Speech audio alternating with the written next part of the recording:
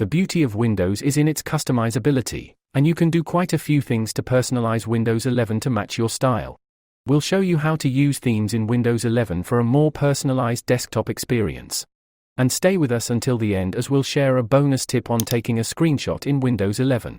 So let's get started. Right-click on your desktop and click Personalize. Alternatively, you can open the Settings app from your Windows menu and click on Personalization in the left navigation pane. If you want to quickly change your theme, click one of the 6 quick themes shown at the top, toward the right.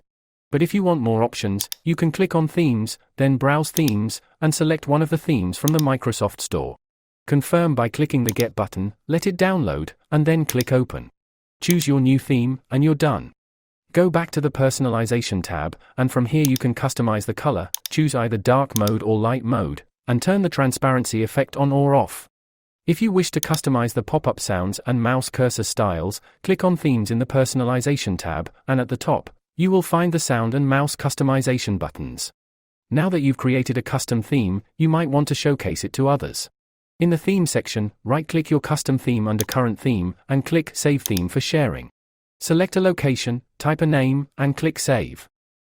To install a custom theme you downloaded, navigate to the saved location, usually the Downloads folder, and double-click the .theme file. Windows 11 will open the theme settings and set the theme as the current one. Windows also includes a couple of high-contrast themes as part of its accessibility settings. Open Settings, and click Accessibility in the left navigation pane. Click on Contrast Themes in the right pane. There will be a drop-down menu next to Contrast Themes that says None. Click it, then select the name of the theme you want to apply and click Apply.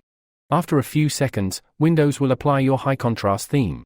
If you want to revert to your last used non-high-contrast theme, select None, and click Apply again. That's it.